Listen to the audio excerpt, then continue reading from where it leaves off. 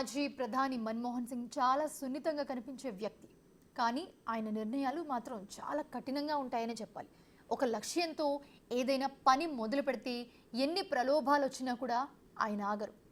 అంత కఠినంగా ఉన్నారు కాబట్టి దేశానికి సరికొత్త దశ దిశ చూపించగలిగారు.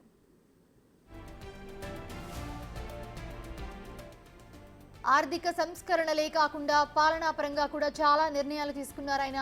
3G 4G సేవలను ప్రారంభించి మొబైల్ టెక్నాలజీలో కొత్త విప్లవాన్ని తీసుకొచ్చారు. ఈ రోజు ప్రతి మనిషికి ఆధార్ కార్డే ఆధార్. వాటిని జారీ చేసింది కూడా ఆయన హయాంలోనే. ప్రభుత్వం ఏ నిర్ణయం తీసుకున్నా ప్రజలకు తెలియాల్సిందేనని ఆయన ఆలోచన. అందుకే సామాన్యుడి చేతికి పాష్పత్రాస్త్రం లాంటి సమాచార హక్కును కూడా అందించారు. 2005లో సమాచార హక్కు చట్టాన్ని కూడా తీసుకొచ్చారు ఆయన. అదే ఏడాదిలో గ్రామీణ పేదలకు ఏడాదికి 100 రోజుల పనికి గ్యారంటీ కల్పిస్తూ ఉపాధి హామీ పథకాన్ని అమలు చేస్తూ ఇలాంటివి ఎన్నో చేసొచ్చారు ఆయన. ఆధార్ లింక్ అయిన బ్యాంక్ ఖాతాల్లోకి ప్రభుత్వ పథకాల ద్వారా లబ్ధిదారులకు డబ్బు జమ చేయడం కూడా ఆయన హయాం నుంచే ప్రారంభమైంది. సో ప్రైవేట్ విద్యా సంస్థల్లో కూడా పేద విద్యార్థులు ఉచితంగా చదువుకునేలా నిబంధనలు తీసుకొచ్చారు Manmohan Singh.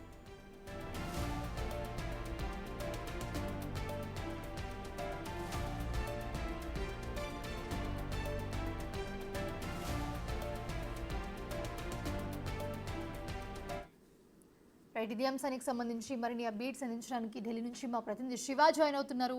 Shiva, ఓటియు.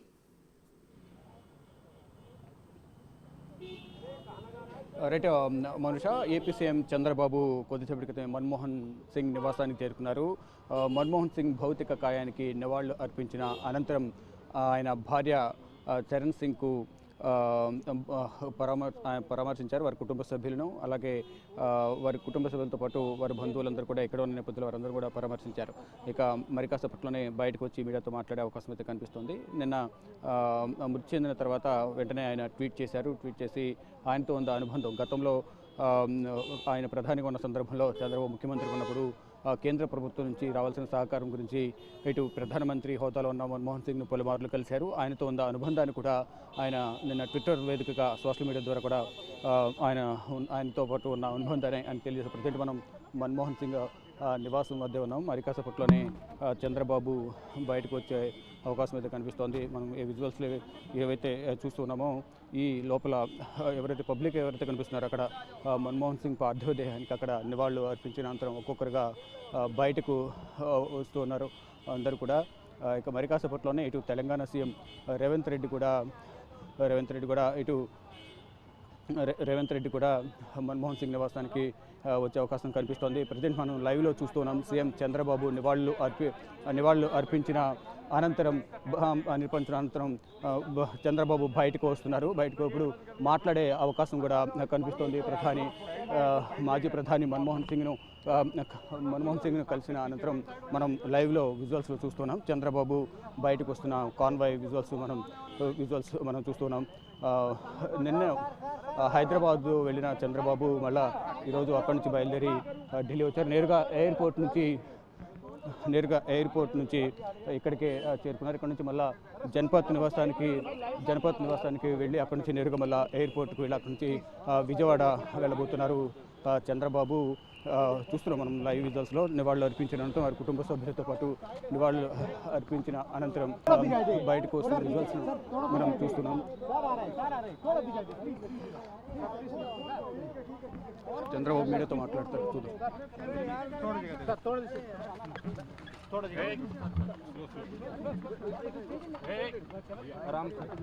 Okay sir, okay. ये माइक किसका है? आराम से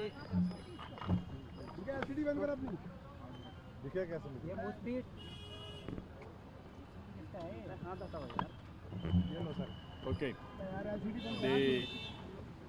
अरे यार लोगों नीचे करो जी. साइलेंस. थोड़ा पीछे हो जाइए. The death of Manmohan Singh ji is a great loss to the nation. He is an extraordinary person. He contributed so much for the nation building.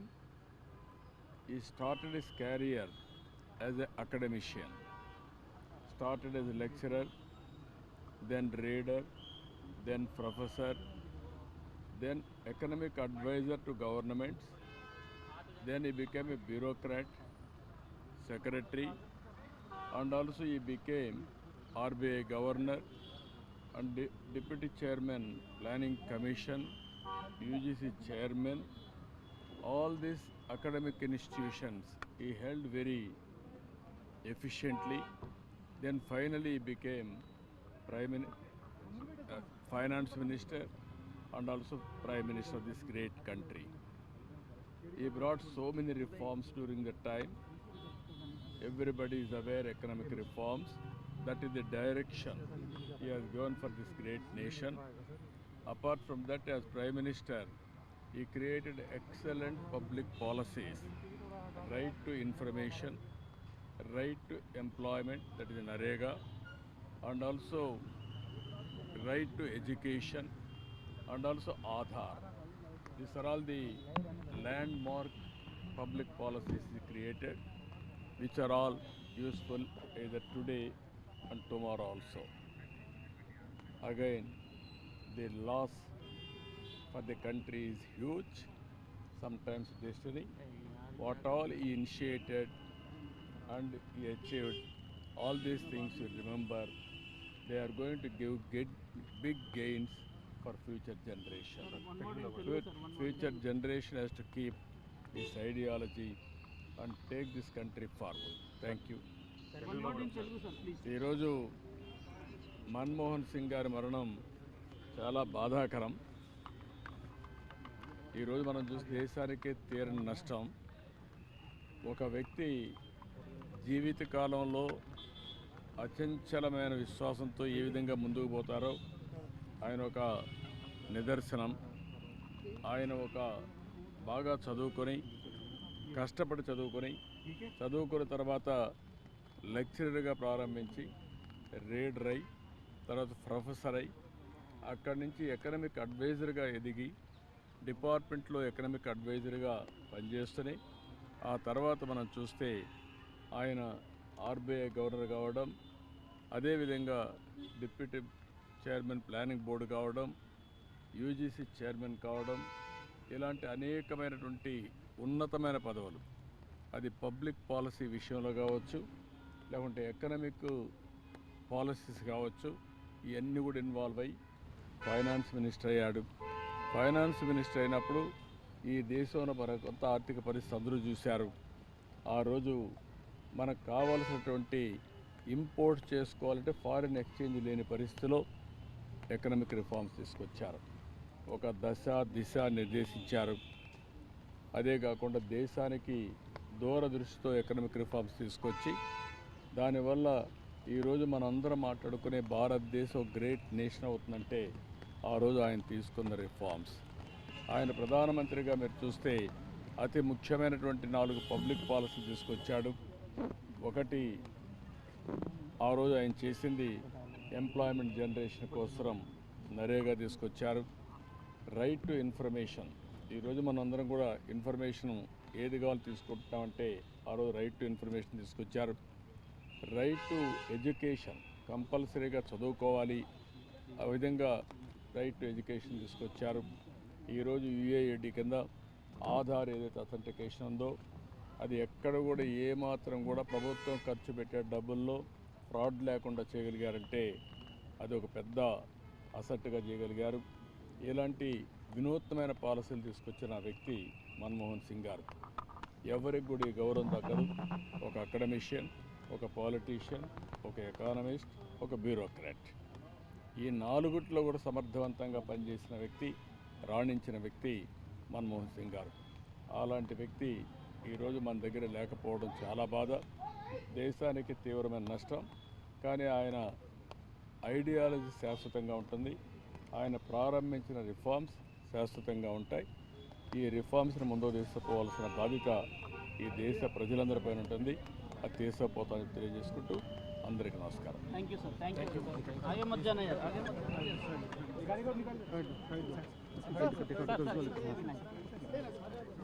English.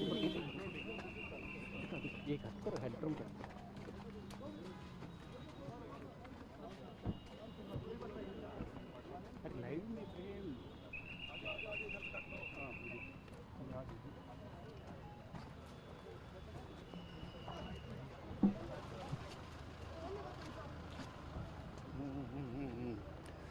CM Chandrababu నివాళులు అర్పించిన అనంతరం తన అధికారిక నివాసమైన జన్పథ్కు వెళ్తున్నారు. అక్కడ నుంచి నేరుగా మళ్ళా ఎయిర్పోర్ట్కు వెళ్ళి అక్కడ నుంచి అమరావతి తిరిగి పయనం కానున్నారు.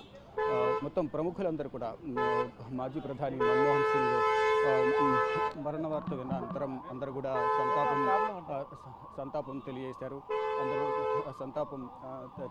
ప్రతి ఒక్కరు కూడా ఈరోజు ఉదయం ప్రధాని నరేంద్ర మోడీ, కేంద్ర హోంమంత్రి అమిత్ షా, జేపీ నడ్డా, అలాగే కేంద్ర మంత్రులు, మాజీ కేంద్ర మంత్రులు, ఇటు కాంగ్రెస్ సీనియర్ నేతలందరూ ఒక్కొక్కరుగా కూడా మాజీ ప్రధాని మన్మోహన్ సింగ్ నివాసానికి వచ్చి నివాళులు అర్పిస్తూ ఉన్నారు. ఇటు కాంగ్రెస్ అగ్రనేతలు రాహుల్ గాంధీ, ప్రియాంక గాంధీ, సోనియా గాంధీ, మల్లికార్జున ఖర్గే, కేసీ వేణుగోపాల్, ఇలా ప్రతి ఒక్కరు కూడా మన్మోహన్ సింగ్ మృతి పట్ల అందరూ సంతాపం వ్యక్తం చేస్తూ వారితో మన్మోహన్ సింగ్తో వారికి ఉన్న అనుబంధాన్ని, గతంలో ఆయన రాజ్యసభ ఎంపీగా ఉన్నప్పుడు వీరు కూడా రాజ్యసభ ఎంపీగా, అందులోనూ ప్రధానమంత్రిగా ఉన్న సందర్భంలో వీరు కేంద్ర మంత్రులుగా పనిచేస్తున్న వారు. కానీ ప్రధానమంత్రిగా ఉన్న మన్మోహన్ సింగ్ను వారి రాష్ట్ర సమస్యలను ఆయన దృష్టికి తీసుకెళ్ళినప్పుడు ఆయన స్పందించిన తీరు ఇవన్నీ కూడా ప్రతి ఒక్కరు కూడా అందరూ స్పందిస్తూ ఉన్నారు. ఆయన మాట్లాడిన తీరు కానీ అన్నిటిని కూడా వాళ్ళందరూ అవలోకనం చేసుకుంటున్న పరిస్థితి కనిపిస్తుంది. మొత్తంగా చూసుకుంటే మన్మోహన్ సింగ్ మరణం అనేది కేవలం ఒక కాంగ్రెస్ పార్టీకే కాదు, దేశానికి ఇది ఒక తీరని లోటు. ఆయన ప్రధానిగా ఉన్న సమయంలో తీసుకున్న నిర్ణయాలు కానీ, ఆర్థిక మంత్రిగా ఉన్న సందర్భంలో తీసుకొచ్చిన ఆర్థిక సంస్కరణలు కానీ ఇవన్నీ కూడా అందరూ మరువలేనివి. ఇప్పుడున్న యువత మన్మోహన్ సింగ్ చూసి నేర్చుకోవాల్సింది చాలా ఉంది. ఇప్పుడు యువ రాజకీయాలు ఎవరైతే రాజకీయాలకు వస్తున్నారో ఆయనను చూసి నేర్చుకోవాల్సింది చాలా ఉందంటూ కూడా ప్రతి ఒక్కరూ ఎవరికి వారే సమాలోచనలు, ఎవరికి వారే చర్చించుకున్న పరిస్థితి కనిపిస్తోంది. అంటే సుదీర్ఘకాలం రాజకీయ అనుభవం, 10 సంవత్సరాల పాటు ప్రధానమంత్రిగా, మరోవైపు ఆర్థిక శాఖ మంత్రిగా ఉన్నారు, RBI గవర్నర్గా ఉన్నారు. ఆయనకు పద్మవిభూషణ్ అవార్డు కూడా వచ్చింది. మొత్తం ఆయన జన్మించినప్పటి నుంచి కూడా కష్టాలు పడుతూ ఉన్నత విద్యను అభ్యసించారు. అంటే చిన్నతనంలోనే వారి తల్లిని కోల్పోవడం, తర్వాత నాయనమ్మ సంరక్షణలో పంజాబ్లో, అంటే గతంలో పాకిస్తాన్లోని ఒక గ్రామంలో జన్మించడం, తర్వాత తల్లి చనిపోయిన తర్వాత పంజాబ్లో నాయనమ్మ దగ్గర సంరక్షణలో పెరగడం. అప్పట్లో కరెంటు కూడా సరిగా ఉండేది కాదు. దీపం వెలుగులోనే ఆయన విద్యను అభ్యసించేవారు. అభ్యసించి ఆయన ఉన్నత చదువులను ఇటు పంజాబ్లోని ఒక ఉన్నత విద్యను అభ్యసించారు యూనివర్సిటీలో. తర్వాత ప్రభుత్వ ఉద్యోగం, ఆ తర్వాత ఇటు ప్రభుత్వ శాఖల్లో వివిధ రంగాలకు సంబంధించిన శాఖల్లో కూడా ఆయన కీలకంగా అధికారిగా కూడా ఉన్నారు. తర్వాత మాజీ ప్రధాని పివి నరసింహారావు ప్రధాని ఉన్న సందర్భంలో ఈయన ఆర్థిక శాఖ మంత్రిగా కూడా బాధ్యతలు చేపట్టారు. ఆ సందర్భంలో కూడా అనేక ఆర్థిక సంస్కరణలు తీసుకొచ్చారు. తర్వాత 2004 నుంచి 9 వరకు, 9 నుంచి 14 వరకు రెండు పర్యాయాలు భారతదేశ ప్రధానిగా కూడా ఆయన తన బాధ్యతను ఎంతో చాకచక్యంగా దేశ ప్రగతిని ఉన్నత స్థాయికి తీసుకెళ్లే విధంగా కూడా అందరూ కొనియాడే విధంగా కూడా ఆయన తన బాధ్యతలు నిర్వర్తించారు అనేది కూడా అందరూ ట్విట్టర్ వేదికగా స్పందిస్తూ ఉన్నారు. అంటే ఇక్కడ దేశానికి సంబంధించిన రాజకీయ పార్టీలకు అతీతంగాను ఇతర దేశాలకు సంబంధించిన గతంలో ఆయన ప్రధానిగా ఉన్న సందర్భంలో వివిధ దేశాలకు ప్రధానిగా ఉన్నవారు కానీ, ఆ దేశాలకు అధ్యక్షులుగా ఉన్నవారు కానీ అందరూ కూడా ఆయన మృతి పట్ల సంతాపం వ్యక్తం చేస్తూ ఉన్నారు. ఇదొక తేరని లోటు అనేది ప్రధానంగా అందరూ చెప్తూ ఉన్నారు. కేవలం ఒక భారతదేశానికి సంబంధించి కాదు, ఇతర దేశాల్లో, ప్రపంచ దేశాల్లో ఎవరైతే భారతీయులు ఉన్నారో వారికి కూడా ఈయన తీసుకొచ్చిన ఆర్థిక సంస్కరణలు అనేది చాలా ఉపయోగపడ్డాయి అనేది కూడా అందరూ చర్చించుకుంటూ ఉన్నారు. మొత్తంగా చూసుకుంటే ఒక ఆర్థిక నిపుణుని, దేశ ప్రగతిని అత్యున్నత స్థాయికి తీసుకువెళ్ళిన ఒక వ్యక్తిని కోల్పోవడం అనేది ఇది ఒక తీరని లోటు, ప్రతి ఒక్కరి కుటుంబానికి ఒక తీరని లోటు అంటూ కూడా అందరూ అభివర్ణిస్తూ ఉన్నారు. అందరూ కూడా తీవ్రమైన మనస్తాపానికి గురయ్యారు. నిన్న ఏదైతే సాయంత్రం సమయంలో, అంటే సాయంత్రం సమయం నుంచి కొంత అనారోగ్యంగా పాలవడం, ఉన్నట్టుండి ఒక్కసారి స్పృహ కోల్పోయి రాత్రి 8:06 స్పృహ కోల్పోవడం, ఆ తర్వాత ఉన్నట్టుండి అప్పటికప్పుడే హుటాహుటిన కుటుంబ సభ్యులు ఢిల్లీలోని ఎయిమ్స్ ఆసుపత్రికి తీసుకువెళ్ళి ట్రీట్మెంట్ ఇప్పించే సందర్భంలో వైద్యులు కూడా శాయశక్తిలో ప్రయత్నించారు. పరిస్థితి విషమించడం, మరోవైపు ట్రీట్మెంట్కు శరీరం సహకరించకపోవడం, అంటే దాదాపు 92 సంవత్సరాల వయసున్న మన్మోహన్ సింగ్ ట్రీట్మెంట్ కూడా శరీరం సహకరించకపోవడంతో, ఆరోగ్యం విషమించడంతో ఫైనల్గా 9:51 మన్మోహన్ సింగ్ మృతి చెందినట్లుగా ఎయిమ్స్ వైద్యులు ఒక ప్రకటన విడుదల చేశారు. ఇటు కుటుంబ సభ్యులకు ముందు సమాచారం ఇచ్చిన తర్వాత ఆయన మృతి చెందినట్లు ఒక అధికారిక ప్రకటన విడుదల చేశారు. తర్వాత రాత్రి 2 గంటలకు, అర్ధరాత్రి 2 గంటల తర్వాత ఎయిమ్స్ ఆసుపత్రి నుంచి మన్మోహన్ సింగ్ నివాసానికి భౌతిక కాయాన్ని తీసుకుని వచ్చారు. మన్మోహన్ సింగ్ భౌతిక కాయాన్ని సందర్శనార్థం ఈరోజు ఉదయం నుంచి కూడా ఆయన నివాసంలో ఏర్పాటు చేశారు. ఇటు రాజకీయ ప్రముఖులందరూ కూడా వచ్చి ఆయనకు సంతాపం వ్యక్తం చేస్తున్నారు, నివాళులు అర్పిస్తున్నారు. ఇటు ప్రధాని నరేంద్ర మోడీ కానీ, కేంద్ర మంత్రులు కానీ, ఇటు కాంగ్రెస్ అగ్రనేతలు ప్రతి ఒక్కరు కూడా మన్మోహన్ సింగ్ పార్థివ దేహానికి భౌతిక కాయానికి నివాళులు అర్పిస్తూ ఉన్నారు. ఈరోజు సాయంత్రం వరకు కూడా ఇక్కడ ఆయన నివాసంలోనే సందర్శనార్థం ఉంచనున్నారు. రాత్రంతా కూడా వచ్చేవారు వారితో వారి కుటుంబీకులు కానీ, ఇటు రాజకీయ ప్రముఖులందరూ కూడా వచ్చి నివాళులు అర్పిస్తారు. రేపు ఉదయం 8 గంటలకు ఢిల్లీలోని ఏఐసిసి కార్యాలయం, అంటే అక్బర్ రోడ్లో ఉన్న ఏఐసిసి కార్యాలయంలో ఉదయం 8 గంటలకు మన్మోహన్ సింగ్ పార్థివ దేహాన్ని అక్కడికి తీసుకుని వస్తారు. తర్వాత 8:30 నుంచి కాంగ్రెస్ అభిమానులు కానీ, కార్యకర్తలు కానీ, రాజకీయ నాయకుల సందర్శనార్థం 8:30 నుంచి 9:30 వరకు అక్కడ ప్రత్యేకంగా భౌతిక కాయాన్ని అక్కడ ఉంచుతారు అందరి సందర్శనార్థం. తర్వాత 9:30 తర్వాత ఆయనకు అంతిమ సంస్కారం నిర్వహించేందుకు ఏర్పాట్లు చేస్తున్నారు. ఇక ఈ వారం రోజుల పాటు కేంద్ర ప్రభుత్వం కూడా సంతాప దినాలుగా ప్రకటించింది. ఇటు తెలంగాణ ప్రభుత్వం కానీ, ఇతర రాష్ట్ర ప్రభుత్వాలు కూడా సంతాప దినాలుగా ప్రకటించాయి. ఈరోజు ఒక సెలవు దినం కూడా ప్రకటించారు. మరోవైపు కాంగ్రెస్ కూడా రేపు ఎల్లుండి 28వ తేదీన కాంగ్రెస్ పార్టీకి సంబంధించిన కీలకమైన రోజు కావడంతో ఆ రోజు కూడా దాని కార్యక్రమాన్ని రద్దు చేసుకున్నారు. ఇక మరి కాసేపట్లో తెలంగాణ సీఎం రేవంత్ రెడ్డి కూడా ఇక్కడికి మన్మోహన్ సింగ్ నివాసానికి రాబోతున్నారు. ఆయన కూడా మన్మోహన్ సింగ్ భౌతిక నివాళులు అర్పించిన అనంతరం మళ్ళీ తిరిగి తన అధికారిక నివాసానికి వెళ్ళబోతున్నారు. ఇలా ప్రతి ఒక్కరు కూడా ఆయనతో ఉన్న అనుబంధాన్ని షేర్ చేసుకుంటున్నారు. సోషల్ మీడియా వేదిక ప్రతి ఒక్కరు కూడా మన్మోహన్ సింగ్ నివాసానికి వచ్చి ఆయన భౌతికానికి నివాళులు అర్పించిన అనంతరం ఆయన భార్యకు, వారి కుటుంబ సభ్యులకు వారి ప్రగాఢ సంతాపాన్ని వ్యక్తం చేస్తున్నారు. ఇటు కుటుంబ సభ్యులను పరామర్శిస్తూ ఉన్నారు. Right, thanks for the update.